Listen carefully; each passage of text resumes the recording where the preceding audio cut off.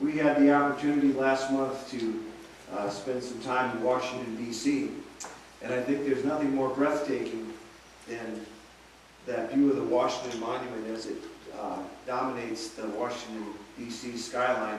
I was in 5th grade, riding with my mom and dad through the foothills of Virginia toward the Capitol when I saw the Washington Monument for the first time as I came over a ridge at the edge of the city, and suddenly there it was, this white obelisk gleaming in the sun. And I was amazed at that. I'd seen pictures of the Washington Monument, I'd seen it, of course, on television, but here it was, the real thing, right there in front of me. It was one of those experiences where I was moved and I was proud and I was awe-filled all at the same time. Because this one monument represented to me all that was good and all that was amazing about America. This is the world's tallest all-stone structure. It was built to last. It was a credit to this nation's creativity and engineering skill. And I thought to myself, how could you not look at this monument and think, what a country. What a country we live in. But late in the summer of 2011, following a freak earthquake that was centered in nearby Virginia, this towering symbol of American strength began to show some signs of weakness. They discovered a large crack near the top of the structure. A stone block had been dislodged. There was a crack that allowed some light to creep inside. Mortar and stone were found around the base of the monument. And to make matters worse, shortly after the earthquake, a rainstorm came and the elevator shafts filled with water. Now you can imagine the surprise that the Park Service workers got when they pushed the button to open up the elevator doors. Something was definitely wrong, and so a team of engineers and architects was brought in to assess the damage. And public access has been indefinitely shut off because there's concerns about safety. And they're not quite sure if the monument will be able to continue in its present form, or they might have to build supporting scaffolds and structures around the monument from this point on. Now, what does this story about a monument clear across the country have to do with you and me this morning? Does it have anything at all to do with Thanksgiving? For followers of Jesus, the cracks in Washington have a lot to say to us about the things in which we place our trust. We can also learn a lot about what should be the source of thanks during this special season of the year. The truth is that every man-made thing will ultimately crack and crumble. Even the best of what we build in this life, whether it's a monument to a president, or the house of our dreams, or our reputations, or our portfolio that's filled with cash, all of that is susceptible to the elements and ultimately is only temporary. And that's what Jesus was talking about in the text from Mark for this morning. There was a monument that was being constructed in Jerusalem as well. Jerusalem was becoming a city of some reputation in the Empire of Rome at that time. And in Jesus' day, when this scripture was being recorded, the final touches were being placed on a new temple that would dominate the city skyline and serve as a focus for the faith of the Jewish people. And also, and not coincidentally, to the accomplishments of King Herod. This is the structure that the disciples were gawking at, slack-jawed, as they came to be with Jesus in Jerusalem. And Jesus sees this awestruck expression and the wonder on their faces, and he says, "Do you see these great buildings? Not one stone will be left here upon another. All will be thrown down." Now, that comment takes us by surprise when we read it today. Imagine what the disciples must have felt when he shared that word with them. This temple had been under construction for over 50 years. At this point, it's just nearing its completion, and it had caught the attention of the world.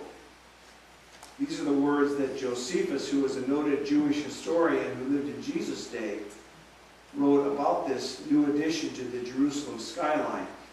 He wrote, "The exterior of the building wanted nothing that could astound either mind or eye, for, being covered on all sides with massive plates of gold, the sun was no sooner up than it radiated so fiery a flash that persons straining to look at it were compelled to avert their eyes as from the solar rays. To approaching strangers, it appeared from a distance like a snow-clad mountain, for all that was not overlaid with gold was of purest white. Amazing structure.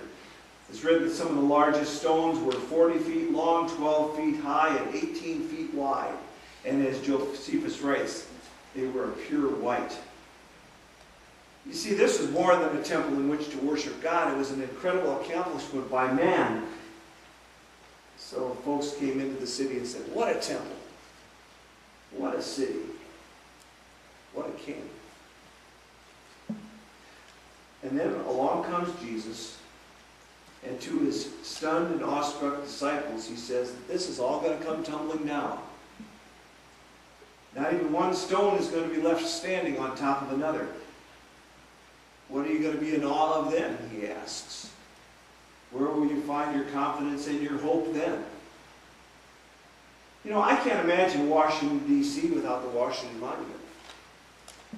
I squirm when I go to a movie that uses the miracle of special effects and shows the Capitol building or the White House or any of the other memorials and monuments in the city being destroyed. You can't just put that into focus how that could even happen. We're thankful people today because it has not happened. Cracks and all, the Washington Monument still stands. Still dominates the D.C. skyline. Just as the towers of the World Trade Center dominated the New York City horizon. Friends, nothing we build, nothing we create will last forever. No governmental system will remain in place forever. The reading from 1 Samuel mentions the fact that nations rise and kingdoms fall away in the presence of God. It's always been that way, and it always will be that way. Nothing that has our human handprint will last. So, what do we do with that information? Where is the good news for us in this gospel reading? On these days before Thanksgiving, we're challenged to think, what is it we are going to be thankful for? When the disciples heard Jesus tell the temple and forecast that it was going to be destroyed, I imagine they thought, well, then what's the use? If something this great and this wonderful was going to be tumbled to the ground, what's the use for us? I don't believe we're at that point as a people yet, because we have so much to be thankful for when we look around at what our country has to offer us. We know that no government is perfect and that we certainly have our faults, but the truth remains that we are seen by many folks outside of our borders as being the promised land. And we can be thankful for a process that works to give voice to all people in choosing our leadership, as we've just gone through our elections. And we've gone through that transfer of leadership on many levels, peacefully and safely. And what a gift that is. A gift that we many times take for granted. So as we move into the season of national thanks, it might be good for us to take some time to consider what is it that is at the root of our thanksgiving. What is it that we've sunk the roots of our gratitude into? Are you thankful to be Americans who just happen to be Christians? Or are you grateful to be Christians who just happen to be Americans? What is permanent in life and what is it that is fleeting? And how do we tell the difference?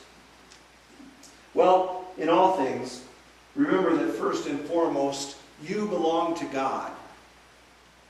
And it's God who is at the source of your salvation. Someone has written that we have a tendency to become so wrapped up in our creations that we forget our Creator. We are a blessed and an incredible people, but if we make our creations the center of our lives, rather than simply enjoying the work of our hands and the blessings God has given to us, we risk forgetting God, leaving God out of the equation. In Psalm 20, King David writes, "Some trust in chariots and some in horses, but we trust in the name of the Lord our God. They collapse and fall, but we rise and stand upright." So, what are you thankful for today? And how are you living out that thanks in your lives? How is that gratitude being expressed in your daily living?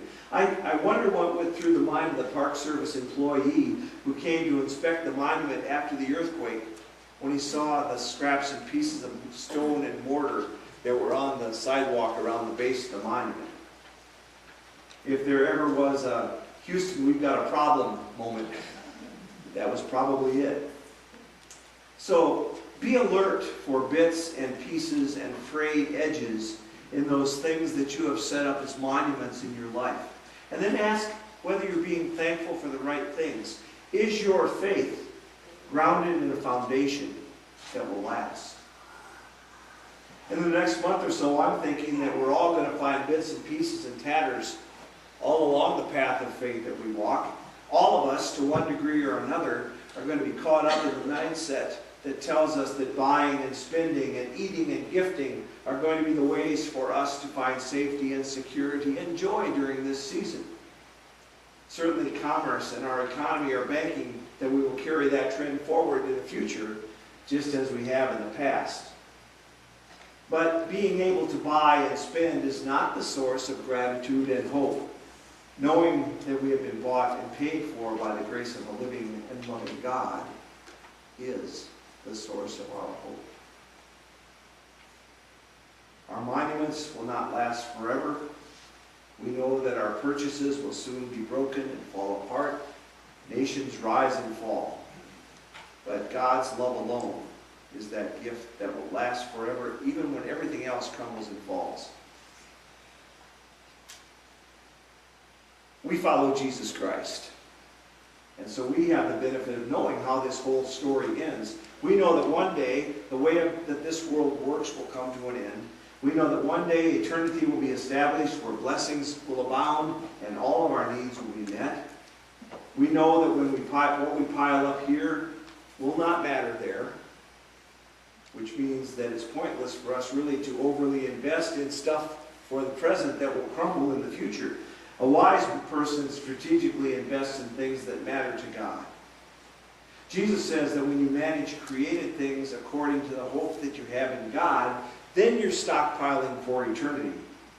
Then you're anchoring your heart in what truly matters, and God will tell you what will endure in your life, what those things are that you can really be thankful for. After Jesus spoke these words, it wasn't too many more years when his prophecy came true. Herod's temple came tumbling down in 70 A.D. when a Roman army broke a siege in Jerusalem and destroyed the temple and most of the city of Jerusalem in response to a Jewish rebellion. Here, this glorious and man-made structure that had stood some 15 stories high, this structure that was covered with gold and that was the symbol of power and authority and strength and status for so many in that day, was now a pile of rubble on the ground. The truth is, temples topple and monuments crack. Our own creations crumble. Even the best of what we build in this life is susceptible and only temporary. So look around and notice the crumbling mortar and the stone chips in your life, and know that it might be time to redeem our moments of awe as opportunities for us to praise God. Jesus calls us to be wise and to anchor our hearts and our hope in more deeply eternal things of God. So may we do such things so that when we come across those cracks and tatters and fallen mortar, our hope will be unshaken because our lives are anchored in Jesus Christ and in Christ alone. Amen. Would you pray with me? Lord God, we are thankful this day for all that you have given to us, but we are most thankful for the foundation of faith that you've given to us in Jesus. Help us not just to hold on to that hope, but to share it. To take it like seeds to be scattered and sown among those who desperately need to hear of your love and your grace and of your plan for our lives in the world. Send us forward to give of what we have received with joy and with generosity. We pray in Jesus' name. Amen.